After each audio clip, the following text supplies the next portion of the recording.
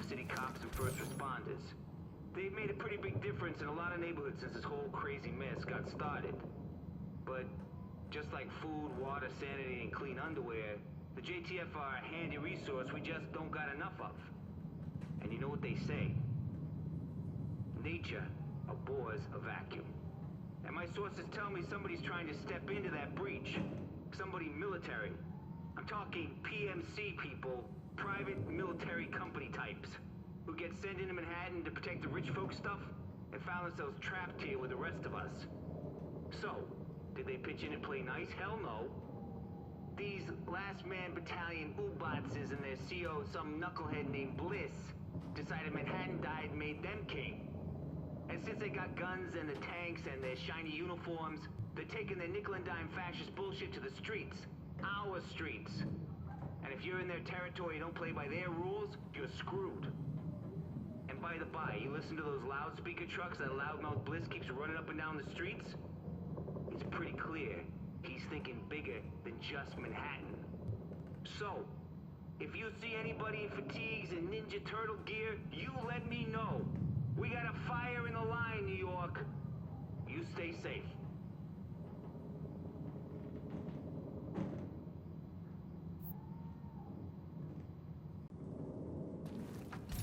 Hey, New York, it's your Uncle Ricky. We need to talk. 'Cause I'm afraid I'm starting to lose it. This shit I'm hearing, well, let's just say it sounds more like something out of an airport paperback than real life. And no, I cannot believe I just referred to our present state of post-biological terrorism apocalypse as real life. Okay, so, I have not yet been able to confirm this firsthand, but I have reports of groups of people in containment suits roaming the city with flamethrowers, burning any and all evidence of virus contamination. Properties, bodies. Green poison's been there, they're lighting it up. Yeah, I hear all sorts of theories on who's responsible. Some say city workers like, I don't know, sanitation or something. I also heard government scientists, like the DCD cleaning up its mess. These nut jobs are apparently covered head to toe in hazmat gear with homemade flamethrowers. Maybe it's fucking aliens at this point, I believe anything. I know supervising the initial treatment operations. You remember that lovely cattle pen they sent sick people to? Incoming supply drops detected. Calibrating landing zones.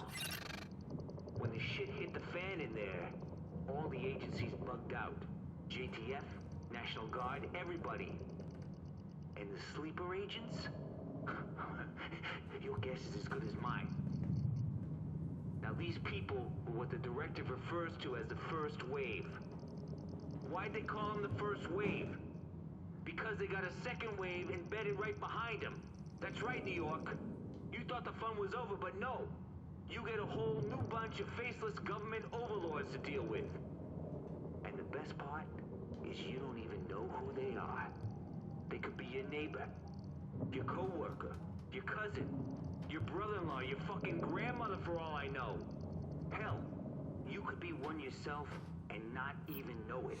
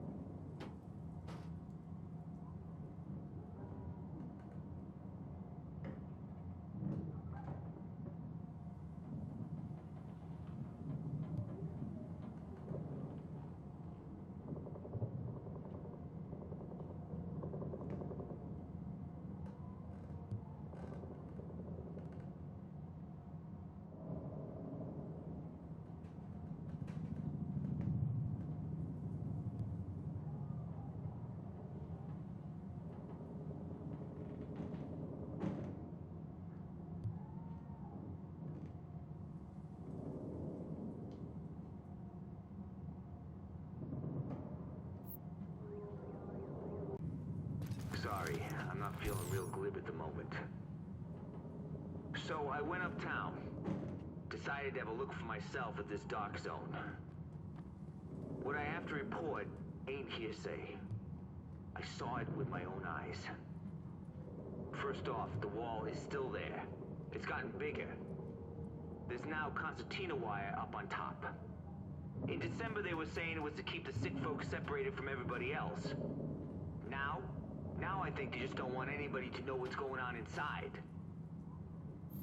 So, over the wall, I could see bodies. Not many live people. Place feels almost deserted from the outside. But there's bodies everywhere. On the streets, hanging off the walls. Signs of struggle, bullet holes, blast shadows, burned out windows and doors. I think when the authorities pulled out the